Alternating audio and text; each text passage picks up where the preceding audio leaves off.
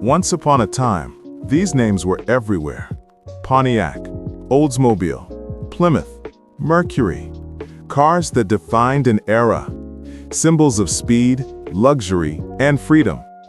They embodied the American dream, a dream where the road always leads to the horizon. But where are they now?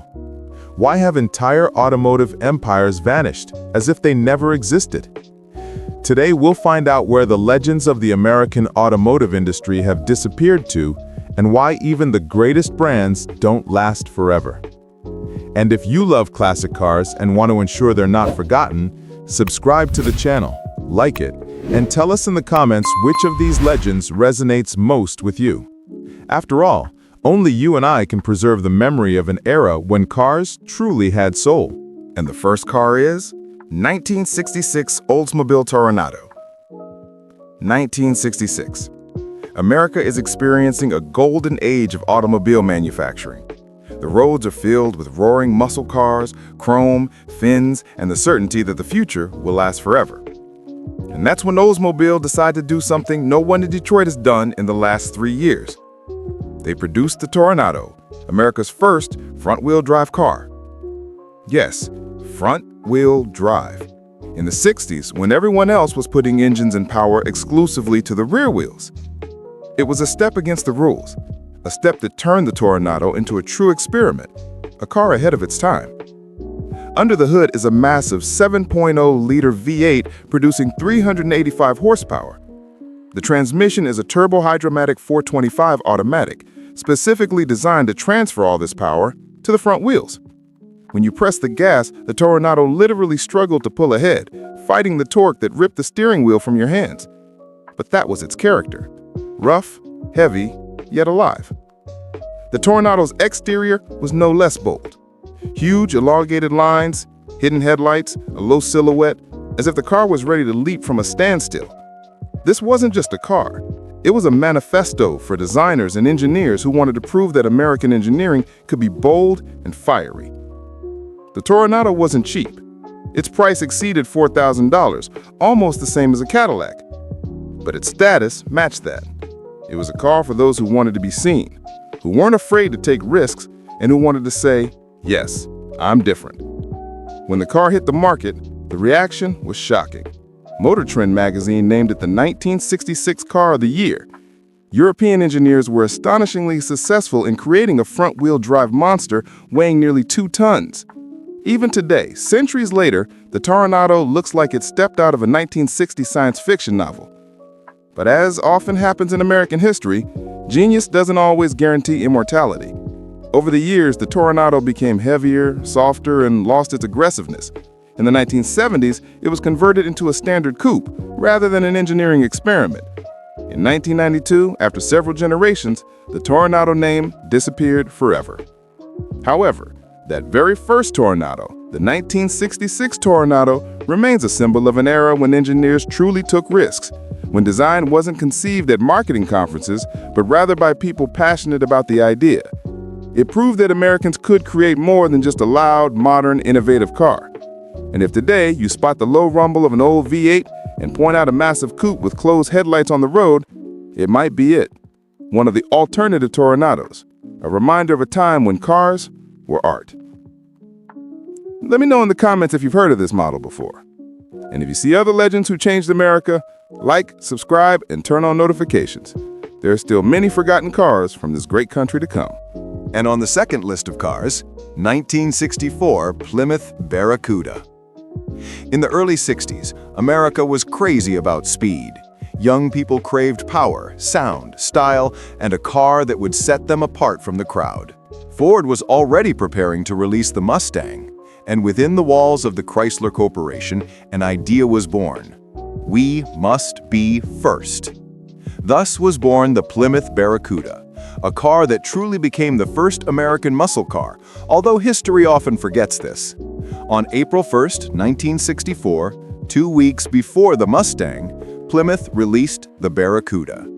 It was based on the compact Valiant, but looked completely different.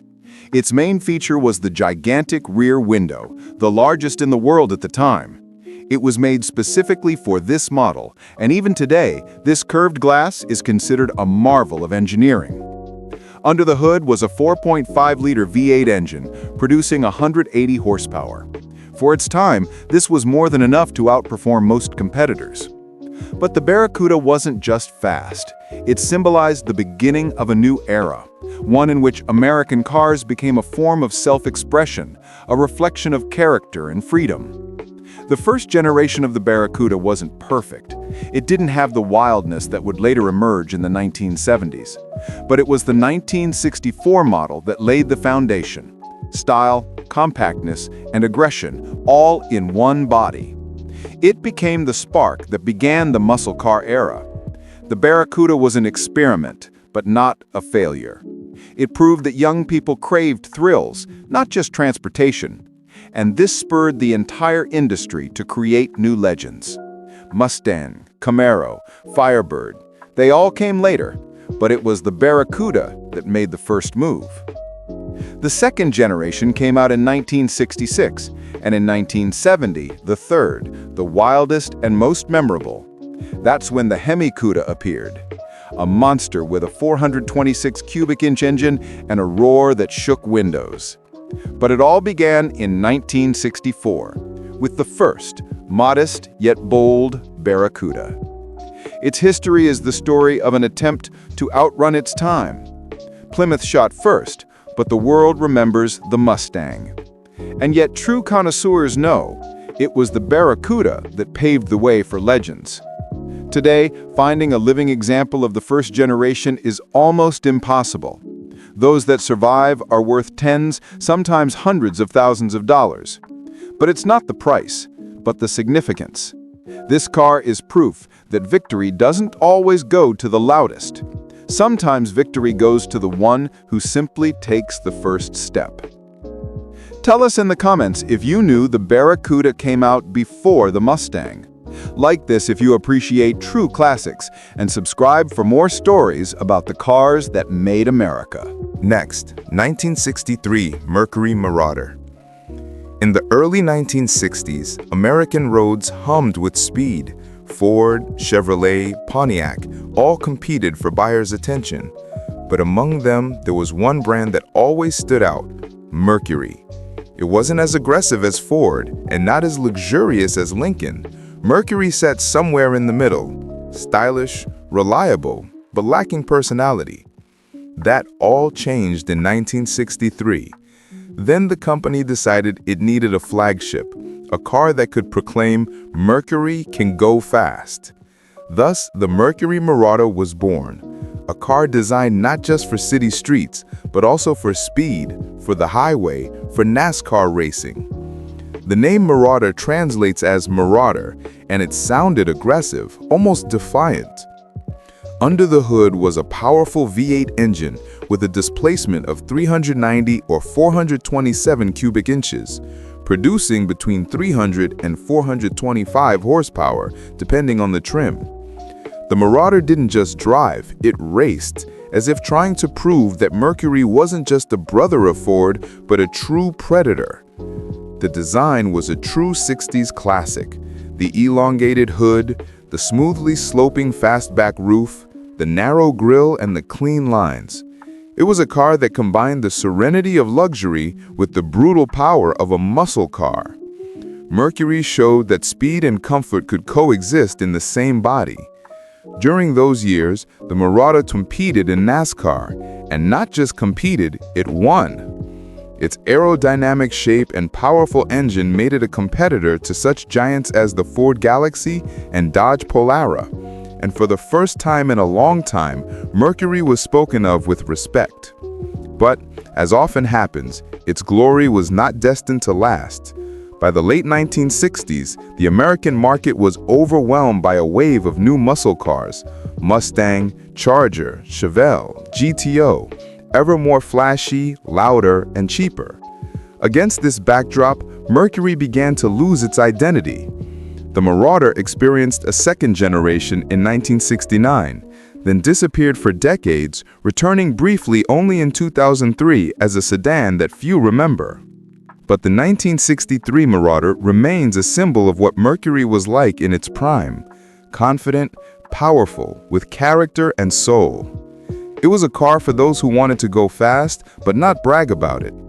Today, the Marauder name evokes memories of a time when American brands competed not only for sale, but also for respect and prestige, when even small brands could challenge the giants and win.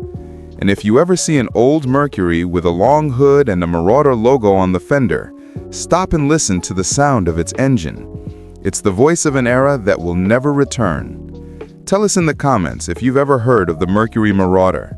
Subscribe if you want to learn the stories of other cars that have been forgotten but deserve to be remembered. After all, it's not just metal, it's living American history.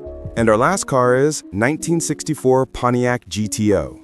1964. America is on the threshold of the muscle car era, and that's when Pontiac decides to change the rules of the game. Thus, the GTO was born, a car that would become legendary. Under the hood is a 6.4-liter V8 producing 325 horsepower. For a compact car of the time, it was a true monster. This was a car designed not for fuel economy or a quiet ride, but for drive, speed, and emotion. The GTO's design is strict, yet aggressive. Long hood, short rear, chrome accents. It immediately caught the eye of the Detroit streets. A testament to the American auto industry's ability to create not just transportation, but also character on wheels. The GTO was an instant hit. Young people literally swept the car off the assembly line, and competitors tried to catch up and create their own muscle cars.